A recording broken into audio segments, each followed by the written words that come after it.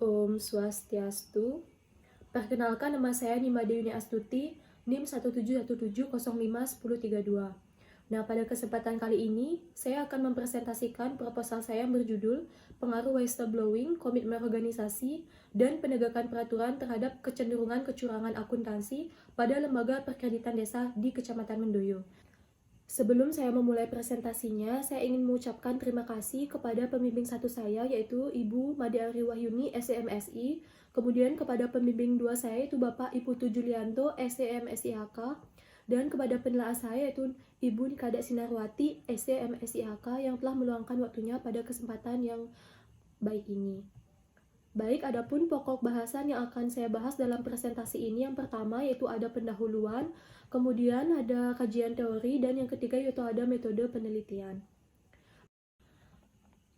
Yang pertama yaitu mengenai latar belakang masalah penelitian. Nah, perekonomian di suatu negara seiring dengan berkembangnya zaman akan selalu berubah-ubah. Di setiap negara juga memiliki pertumbuhan ekonomi yang berbeda-beda. Untuk dapat meningkatkan perekonomian di suatu negara dapat dilakukan dengan meningkatkan sumber daya manusianya. Selain itu juga, negara memerlukan modal yang cukup untuk meningkatkan perekonomiannya. Maka dari itu diperlukan wadah untuk mengumpulkan modal dari dana masyarakat tersebut. Adapun upaya yang dapat dilakukan adalah membentuk suatu lembaga keuangan, di mana lembaga keuangan ini tersebar di seluruh wilayah Indonesia, tidak terkecuali di pedesaan. Nah, khususnya di Provinsi Bali, terdapat lembaga keuangan yang merupakan milik Desa Pekraman yang bertujuan untuk mengelola keuangan dan membantu perekonomian masyarakat. Nah, lembaga keuangan tersebut disebut dengan Lembaga Perkreditan Desa atau LPD. Nah, Lembaga Perkreditan Desa atau LPD ini merupakan lembaga keuangan milik Desa Pekraman di Provinsi Bali yang berfungsi untuk mengelola keuangan masyarakat desa. Nah, pengawasan sangat penting dilakukan pada setiap kegiatan yang ada di LPD untuk menghindari adanya kegiatan-kegiatan yang menyimpang, di mana penyimpangan ini bisa terjadi dalam bentuk kecurangan. Nah, peluang terjadinya kecurangan paling besar terjadi pada organisasi yang melakukan kegiatan di bidang keuangan. Kecurangan merupakan salah satu kegiatan yang dilakukan oleh seseorang yang akan menguntungkan dirinya sendiri. Kecurangan yang paling sering terjadi dilakukan adalah kecurangan akuntansi dalam bentuk manipulasi pajak, kasus pada bank, dan kasus yang paling sering terjadi di Indonesia yaitu kasus korupsi. Nah, semakin berkembangnya LPD meskipun dikatakan telah dikelola dengan baik, namun tidak menutup kemungkinan untuk terjadinya kasus kecurangan akuntansi. Ada beberapa LPD yang mengalami kasus kecurangan akuntansi. Contohnya yang pertama yaitu kasus kecurangan yang dilakukan oleh Ketua LPD Tuwet di Kecamatan Melaya, Kabupaten Jemberana, di mana kasus ini tergolong pada kasus korupsi. Kecurangan yang telah dilakukannya itu sudah cukup lama, dari tahun 2011 sampai tahun 2018. Kerugian dari adanya kecurangan ini mencapai angka 800 juta. Nah, selain kasus kecurangan yang terjadi di Kecamatan Melaya, kasus serupa juga terjadi di Kecamatan Mendoyo. Yang pertama yaitu kasus kecurangan yang terjadi pada LPD Desa Adat Taman Sari pada tahun 2016, di mana kasusnya merupakan kasus penggelapan dana nasabah yang dilakukan oleh pengurus LPD. Kerugian yang dicapai hingga 80 juta. Nah, yang kedua yaitu terjadinya kecurangan pada LPD Desa Adat Mendoyo Dahutukat pada tahun 2017. Nah, kasusnya juga serupa, yaitu kasus penggelapan dana nasabah yang dilakukan oleh pengurus LPD. Jumlah kerugiannya mencapai angka 143 juta. Nah, berdasarkan hasil observasi dan wawancara pada salah satu LPD yang juga mengalami kasus kecurangan, yaitu LPD Tegal Cangkring, Bapak Mas Nipol selaku Ketua LPD Tegal Cangkring memberhentikan salah satu pegawai yang diduga telah menyalahgunakan hak dan kewajibannya sebagai pengurus LPD. Nah, kasus ini terjadi pada bulan Maret tahun 2020.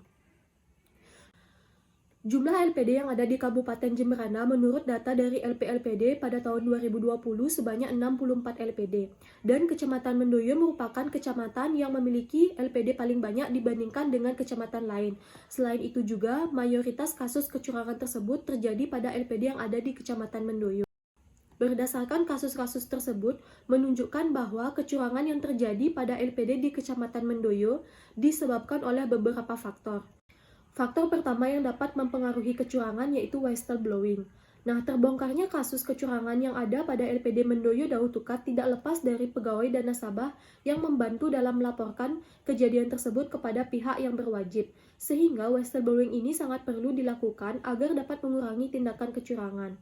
Nah, sejalan dengan penelitian yang dilakukan oleh Utari DKK tahun 2019, oleh Dewi DKK tahun 2018 yang dilakukan oleh Kartiwi 2019 yang menyatakan bahwa whistleblowing ini akan bermanfaat untuk mengurangi keinginan untuk melakukan kecurangan. Namun berbeda dengan hasil penelitian yang dilakukan oleh Cahyo dan Sulhani pada tahun 2019 yang menyatakan bahwa tidak terdapat pengaruh whistleblowing dengan kecurangan.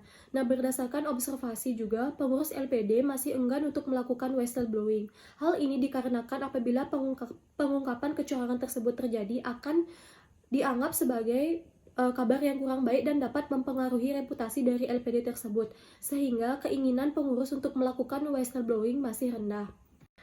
Nah, selanjutnya faktor yang dapat mempengaruhi kecurangan yaitu komitmen organisasi. Nah, kasus kecurangan yang terjadi di LPD Kecamatan Mendoyo bisa terjadi karena rendahnya komitmen yang dimiliki oleh pengurus. Nah, rendahnya komitmen yang dimiliki oleh pengurus ini dapat menjadi salah satu faktor pendorong terjadinya penyelewengan dana dan penggelapan dana nasabah.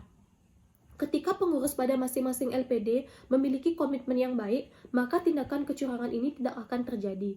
Nah, sejalan dengan penelitian yang dilakukan oleh Suwarniti dan Sari 2019, yang dilakukan oleh Utami pada tahun 2019, kemudian Asrifah pada tahun 2018, dan Arsad pada tahun 2018 yang menyatakan bahwa apabila pegawai LPD yang memiliki komitmen yang tinggi, maka akan dapat menurunkan keinginan melakukan tindakan kecurangan. Namun berbeda dengan penelitian yang dilakukan oleh Febriani dan Suryandari yang menyatakan bahwa komitmen organisasi tidak dapat meminimalisir terjadinya kecurangan, di mana seorang pegawai, baik itu yang memiliki komitmen yang tinggi ataupun rendah, tidak dapat dijadikan acuan bahwa pegawai tersebut tidak akan melakukan tindakan kecurangan. Faktor selanjutnya yang dapat mempengaruhi kecurangan yaitu penegakan peraturan, di mana dalam sebuah organisasi, peraturan sangat penting untuk dilakukan atau diterapkan agar kegiatan dalam suatu organisasi tersebut dapat berjalan dengan efektif dan efisien. Nah, kasus kecurangan akuntansi pada LPD Tegal Cangkring terjadi karena aturan yang ada di LPD belum ditegakkan dengan baik, dan terdapat perbedaan antara aturan yang ada di LPD dengan realitanya yang terjadi. Nah, apabila penegakan peraturan yang baik ini dilakukan, maka akan dapat mengurangi adanya tindakan kecurangan. Sejalan dengan penelitian yang dilakukan oleh Febriani dan Suryandari pada tahun 2019 dan Utami pada tahun 2019 yang menyatakan bahwa semakin tegak peraturan yang diterapkan pada suatu organisasi, maka semakin rendah keinginan untuk melakukan kecurangan. Namun berbeda dengan penelitian yang dilakukan oleh Arsad pada tahun 2018 yang menyatakan bahwa penegakan peraturan tidak berpengaruh terhadap kecurangan. Karena dengan adanya penegakan peraturan ini tidak bisa menjamin untuk tidak terjadinya tindakan kecurangan. Berdasarkan latar belakang tadi serta kasus yang ada, maka dalam penelitian ini ingin meneliti lebih lanjut mengenai pengaruh whistleblowing, komitmen organisasi, dan penegakan peraturan terhadap kecenderungan kecurangan akuntansi yang ada di LPD Kecamatan Mendoyo. Dengan alasan bahwa masih terdapat kasus-kasus kecurangan akuntansi yang terjadi pada LPD di Kecamatan Mendoyo. Adanya perbedaan hasil penelitian terdahulu mengenai variabel whistleblowing, komitmen organisasi, dan penegakan peraturan juga memotivasi peneliti untuk melakukan penelitian lebih lanjut. Maka dari itu, penelitian ini mengangkat permasalahan tersebut dalam bentuk penelitian dengan judul Pengaruh Whistleblowing, Komitmen Organisasi, dan Penegakan Peraturan terhadap Kecenderungan Kecurangan Akuntansi pada Lembaga Perkreditan Desa di Kecamatan Mendoyo. Nah, selanjutnya yaitu identifikasi masalah penelitian. Yang pertama yaitu masih terdapat kasus-kasus kecurangan akuntansi yang terjadi pada LPD di Kecamatan Mendoyo. Nah, yang kedua yaitu rendahnya keinginan dari pengurus LPD untuk melakukan whistleblowing dapat menyebabkan peluang untuk dilakukannya tindakan kecurangan. Nah, yang ketiga yaitu rendahnya komitmen organisasi yang dimiliki oleh ketua maupun pengurus LPD dapat memicu untuk terjadinya kecenderungan melakukan tindakan kecurangan. Nah, yang keempat yaitu pengurus LPD dalam melakukan kegiatannya masih belum patuh terhadap peraturan yang ada dan melanggar prosedur yang telah ditetapkan oleh pihak LPD. Nah, selanjutnya yaitu mengenai pembatasan masalah, di mana peneliti membatasi masalah hanya pada variabel whistleblowing, komitmen organisasi, dan penegakan peraturan. Nah, selanjutnya yaitu rumusan masalah penelitian. Yang pertama yaitu apakah whistleblowing berpengaruh terhadap kecenderungan kecurangan akuntansi? Yang kedua yaitu apakah komitmen organisasi berpengaruh terhadap kecenderungan kecurangan akuntansi? Dan yang ketiga yaitu apakah penegakan peraturan berpengaruh terhadap kecenderungan kecurangan akuntansi? Adapun tujuan dari penelitian ini yaitu yang pertama untuk menganalisis pengaruh whistleblowing terhadap kecenderungan kecurangan akuntansi. Kemudian yang kedua yaitu untuk menganalisis pengaruh komitmen organisasi terhadap kecenderungan kecurangan akuntansi. Dan yang ketiga yaitu untuk menganalisis pengaruh penegakan peraturan terhadap kecenderungan kecurangan akuntansi.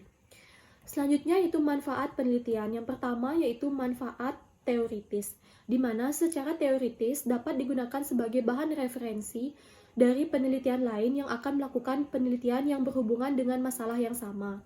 Kemudian, manfaat praktisnya bagi LPD dengan adanya penelitian ini diharapkan dapat digunakan sebagai pertimbangan dalam melakukan pengelolaan keuangan agar lebih berhati-hati lagi dalam mengambil keputusan. Nah, bagi Universitas Pendidikan Ganesha diharapkan dapat menyumbang tambahan referensi dan dijadikan acuan terkait kecenderungan kecurangan akuntansi pada lembaga keuangan. Nah, bagi masyarakat atau pembaca, diharapkan dapat memperluas wawasan serta dapat memperoleh pengetahuan mengenai kecurangan akuntansi dan apa saja yang mempengaruhinya.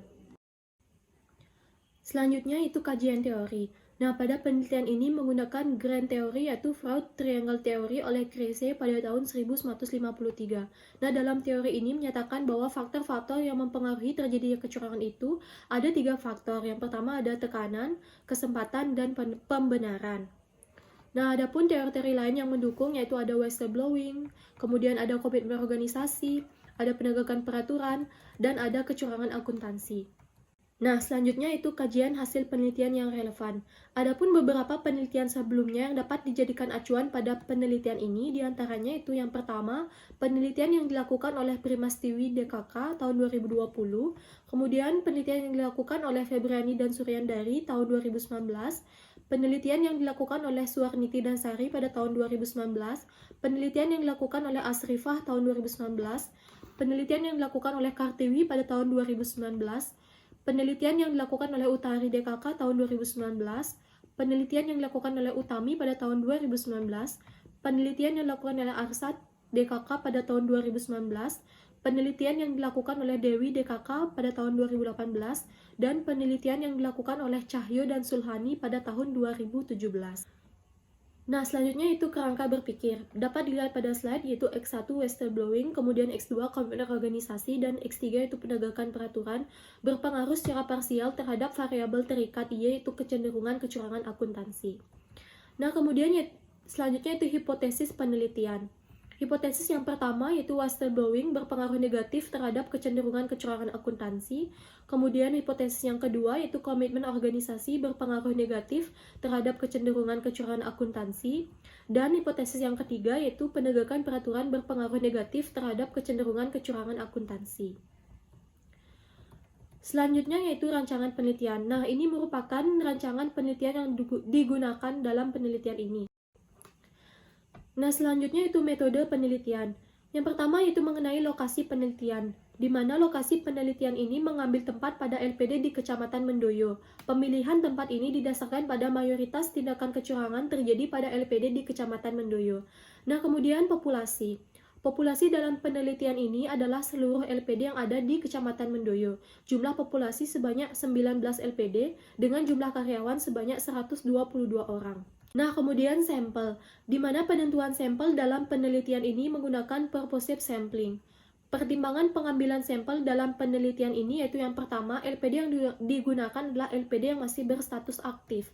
Kemudian pengurus LPD yang terlibat dalam penyusunan laporan keuangan seperti ketua atau kepala LPD, sekretaris, dan bendahara. Ketiga yaitu petugas keliling atau pengurus yang bertanggung jawab atas uang penagihan keliling. Sehingga responden dalam penelitian ini berjumlah 4 orang pada masing-masing LPD. Jadi total responden dalam penelitian ini adalah 64 orang responden. Nah, selanjutnya itu jenis dan sumber data. Jenis data yang digunakan adalah data kuantitatif. Kemudian sumber data yang digunakan adalah sumber data primer. Selanjutnya itu metode dan instrumen pengumpulan data. Metode pengumpulan datanya menggunakan kuesioner, dan instrumen pengumpulan datanya menggunakan skala Likert. Selanjutnya yaitu definisi operasional dan kisi-kisi instrumen. Yang pertama yaitu variabel whistleblowing yang diukur dengan skala Likert dengan indikator yaitu yang pertama aspek struktural, yang kedua aspek operasional, dan yang ketiga itu aspek perawatan. Yang kedua yaitu variabel komitmen organisasi diukur juga dengan skala Likert dengan indikator yang pertama yaitu bekerja melalui target, membanggakan organisasi kepada orang lain, menerima semua tugas, kesamaan nilai, dan bangga menjadi bagian dari organisasi. Kemudian yang variabel yang ketiga yaitu penegakan peraturan yang diukur juga menggunakan skala Likert dengan indikator yaitu yang pertama ketaatan terhadap hukum, proses penegakan hukum, peraturan organisasi, disiplin kerja, dan tanggung jawab. Kemudian variabel yang terakhir yaitu kecurangan akuntansi yang juga diukur dengan skala Likert dengan indikator yang pertama kecurangan laporan keuangan, penyalahgunaan aset, dan korupsi. Nah, yang terakhir yaitu mengenai metode dan teknik analisis data. Yang pertama yaitu uji kualitas data menggunakan uji validitas dan uji reliabilitas. Yang kedua uji asumsi klasik menggunakan uji normalitas, uji multikoliniaritas, dan uji heteroskedastisitas. Dan pengujian hipotesis menggunakan analisis regresi linier berganda, koefisien determinan, dan uji T. Baik, sekian presentasi dari saya. Saya tutup dengan Paramo Santi. Om Santi Santi Santi Om.